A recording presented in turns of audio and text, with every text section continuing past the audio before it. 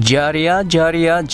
Пайгамбарыбыз саллаллаху алейхи ва саллям менен чогуу ажылык кылганын соогун алгыңыз келеби? Анда биз менен Рамазан айында умра сапарына аттаныңыз. Бизде сиз үчүн өтө сонун жеңилдиктер каралган. Биринчиси, Рамазан айын толугу менен Мекке Мединада өткөрүп, кадыр түндү, айт намазды, бүткүл дүйнөнүн төрт бурчунан топтолгон мусулман бир туугандарыбыз менен чогуу окуп, бирге майрамдап 25 күн, дээрлик бир ай ошол жакта кенен ибадат кылып кайтабыз. Мына ушунча убакытка тамак ашы менен билет баасы болгон $1650. Мындай мүмкүнчүлүк башкаларда жок. Экинчиси, эми документке деп жүгүрбөйсүз. Сиз болгону загранпаспортту гана бизге тапшырасыз. Калган баарын өзүбүз бүтүрөбүз. Үчүнчүсү, ихрам кийимин, умра китебин, аялдарга жоолук, жилет, сумка, жайнамаз, замзам суусун белекке аласыз. Эң негизгиси, сиз ибадаттарыңыздын туура аткарылуусуна чоң көмөк көрсөткөн илимдүү дамла Санжар Тыныбек уулу жетектеп барат. Мүмкүнчүлүктөн кур калбай жазылууга шашылыңыз. Учуу күнү 10 апрель. Байланыш үчүн номер 0773 691 877 0776 56 29 56.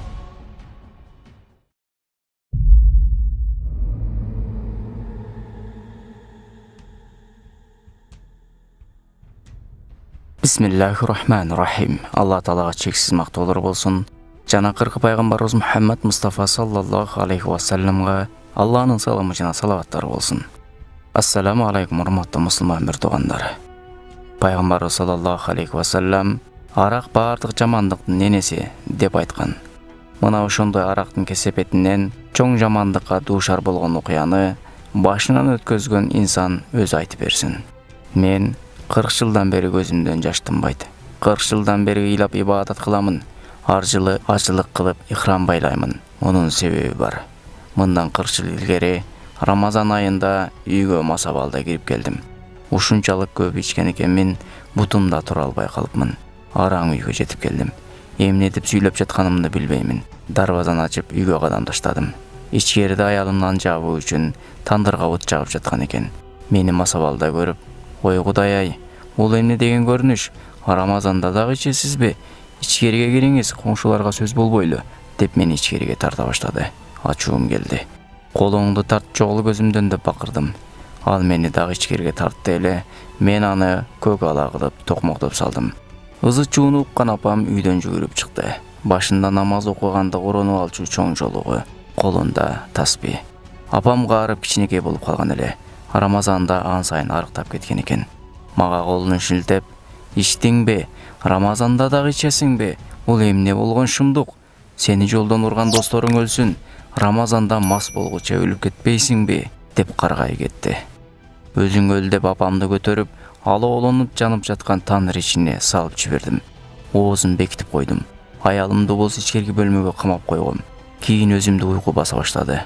Эртеси турдум. Аялым ыйлай бергенден көзү шишип кетиптир. Үстүндө кара кийим кийип алган. Оюмда байкуш апам каарып арыктап калган эле. Рамазан ичи бир нерсе болуп кеттиби деген ой келди. "Тынч элеби? Эмне болду?" "Апам гана" дедим. "Апаңыздын кай жакта экенин билбейсизби?" деди көзүндө жаш менен. "Жок, билбеймин. Апам гана. О апа" деп энем жаткан бөлмөгө карап кыйкырдым. Оюмда "Азыр балам, 2 рекет сүннөт окуп алайын" дегендей болду. Бирок бул оюмду аялымды мындай деген сөзү жокко чыгарды. "Кече масабалда келип, апаңызды тандырга салдыңыз го. Дуа кылуучу намазкан апаңызды өлтүрүп койдуңуз го" деди. Башыма чагылган түшүп, жүрөгүм уруштан токтогондой болду. "Сен жалган айттың" деп кыйкырып жибердим. Апамдын жаткан бөлмөсүнө жүгүрдүм. Жайнамазды салынуу, Кураны ачык эле. Демек апам ушул жерде. Алыска кетсе Куранны жаап кетер эле. О апа" деп кыйкыра баштадым. Жооп болгон жок. Аялым көз жашын тыя албайт эле. Тандыр астына бардым.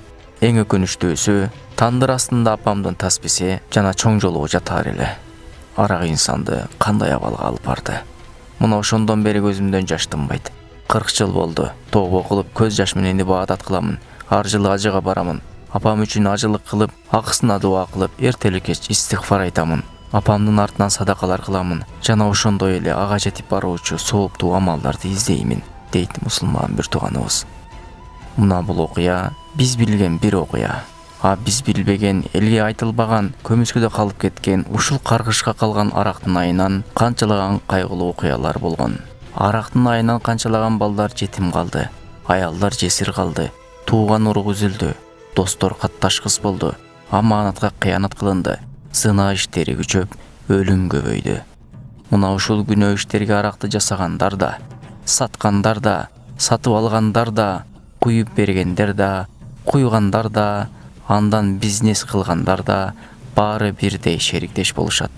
Эртең алардын кыздары зордолуп, балдары жетим калып, байлыгы күйүп, кор болгонун көрсөң, ага таң калба. Себеби бул тигил жетим калгандардын, зордолгондордун, жесирлердин жана башка зыян көргөндөрдүн каргышы. Ичкендер да, саткандар да бүгүн акыретиңерди ойлонуп тообо кылып калгыла. Бул ишиңерди таштагыла. Эртең кеч болуп калбасын. Эгер ошончо адамды уулап коюп, дагы делекет менен учуп жаткан болсо, анда Алла Тааладан каттуураак корк. Себеби Алла азапты кыямат күнгө топтоп жатыптыр. Ошондуктан ойлон. Өзүңө каалабаган жамандыкты башкага да каалаба. Ассаламу алейкум рахматуллах ва баракатух.